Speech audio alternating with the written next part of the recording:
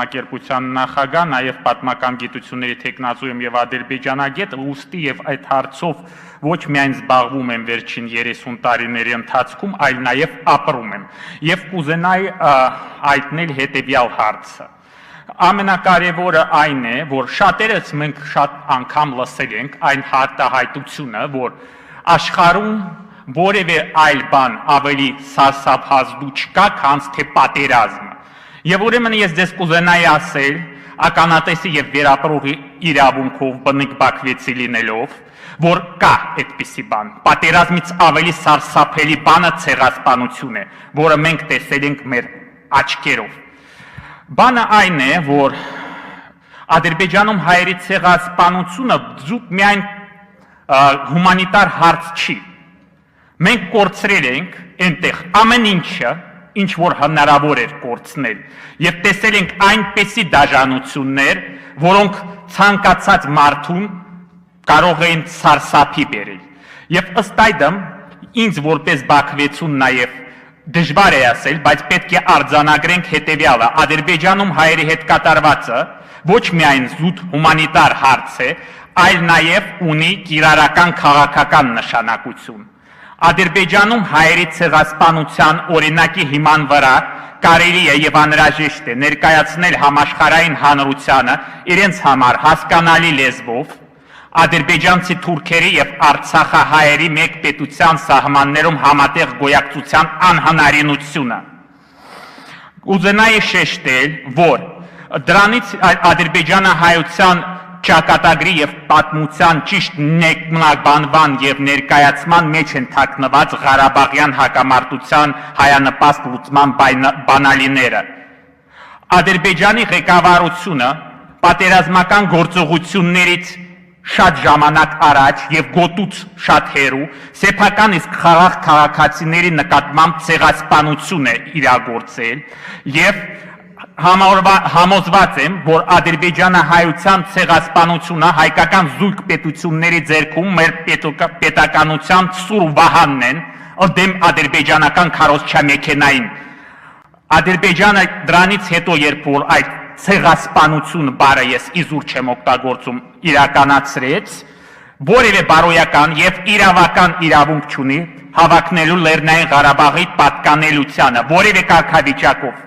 Եթե մի պետություն, որը սեփական խաղաղ քաղաքացիների նկատմամբ թույլ տվեց այդպիսի հանցագործություն սեփական մայրաքաղաքում, ապա որևէ հավակնություն նրան կողմից այս տարածքների նկատմամբ ուղղակի բարբաջանքն է։ Առանց ադրբեջանահայության ցեղասպանության ուղիղ ճանաչմանը, ավելին կասեմ, կոչ եմ անում Հայաստանի Հանրապետության ազգային ժողովին, Արցախի Հանրապետության ազգային ժողովին Ադրբեջանում կատարվածին տալ հստակ իրավական եւ քաղաքական գնահատական, որպես բաքվեցի 30 տարի անց կարծում եմ, որ պետք է արերեսվենք ճշմարտության հետ եւ բոլորի համար գաղտնիք չէ, որ նախքան սեփական ճշմարտությունը փորձել ներկայացնել համաշխարհային հանրությանը, պետք է ինքներդ ճանաչենք այս իրողությունը։ Հակառակ պարագայում մեր արգումենտները բավականաչափ թույլ կարող են լինել։ Ադրբեջանական իշխանությունները հստակ պատկերացնում են, որ Ադրբեջանում հայերի հետ կատարվածը, նա մասնավորապես Բաքվում հայերի կատարվածը, նրանց քարոզչամեքենայի աքելեսյան գարշապարն է փոխաբերական իմաստով եւ ուղիղ իմաստով։ Հիմա Ադրբեջանը փորձում է շահարկել այսպես կոչված Արցախի ադրբեջանական համայնքի խնդիրը, որը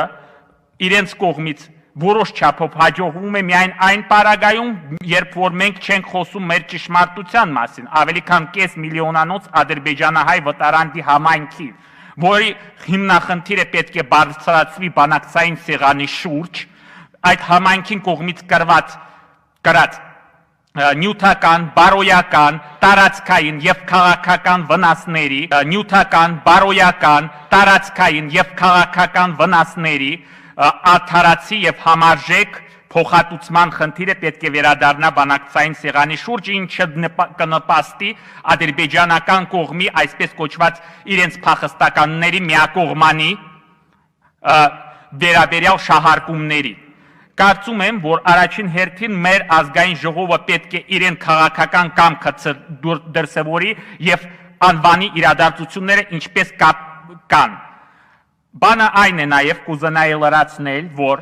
ժամանակին այստեղ շատ են մեջ բերել Ամերիկայի եւ այլ կառույցների միջազգային կառույցների կողմից այդ հարցերի դատապարտման հետ կապված խնդիրները, բայց դեռ խորհրդային Հայաստանի գերագույն խորհուրդը 4 անգամ դատապարտեց Ադրբեջանում կայացված այս իրադարձությունները, Ադրբեջանի կողմից կազմակերպված ցեղասպանությունը եւ կոչեց դա որպես մարդկության դեմ հանցագործություն եւ որպես ցեղասպանական գործողություններ եւ ուստի կոչ ենք անում եւս մեկ անգամ, որ այդ տարիների մենք վերջապես անվանենք իրերը իրենց անուններով, դա մանավանդ, երբ որ Ադրբեջանը տարի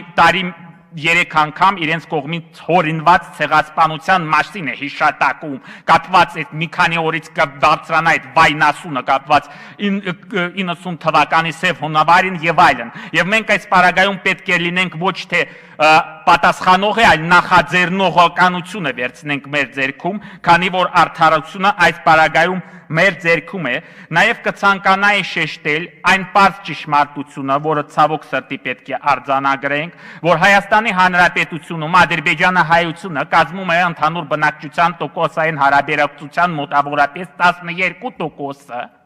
որի շահերը ցավոք սրտի որևէ պետական մարմնում առայժմս, որը հույսով են կփոխվի, լիարժեք ներկայացված չեն։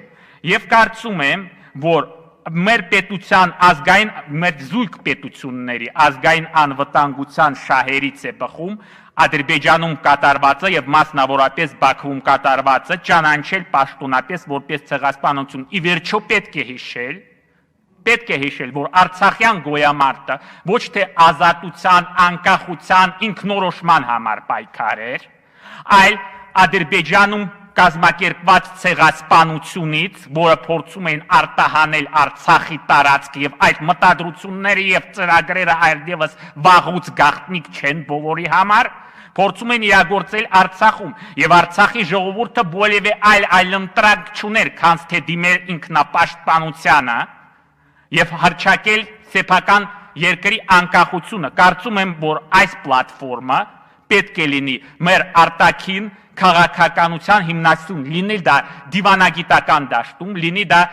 ազգային ժողովի միջոցով կազմակերպվող տարբեր միջոցառումներին, հույս եմ հայտնում, որ մենք չենք վերհիշի Ադրբեջանում կատարված ցեղասպանության մասին միայն առիթից առիթ եւ հաջորդ անգամ կհանդիպենք Բաքվում ջարդերի այսպես կոչված 60-ամյակին նվիրված հավաքին, այլ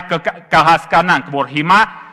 21-րդ դարն է եւ ով որ քարոզչական պատերազմում հաղթանակ է կորզում ստանում, կարող է նաեւ հաղթանակ տոնել իրական պատերազմի գործողություններում։ Ադրբեջանը չի խորշում մեր դեմ օգտագործել բոլոր հարցերը եւ ես կարծում եմ, որ եթե Ադրբեջանը ունի այդպիսի թույլ օղակ, ինչպես ադրբեջանահայության խնդիրն է, ապա մենք չօգտագործելու այդ հաղթաթուղթը ընդդեմ Ադրբեջանին, դա ոչ միայն սխալ է, այլ հանցագործություն։ Եվ միշտ ուզում եմ, որ դուք իմանաք, որ նախ եւ առաջ վերջում էլ ասեմ, որ շնորհակալ եմ, որ այդ լսումների կազմակերպեցիք, որ կիսեցիք մեր վիշտը, որ այս անգամ պարոն վարչապետն էլ իրեն ներկայությամբ պատվեց մեր համայնքի ողջ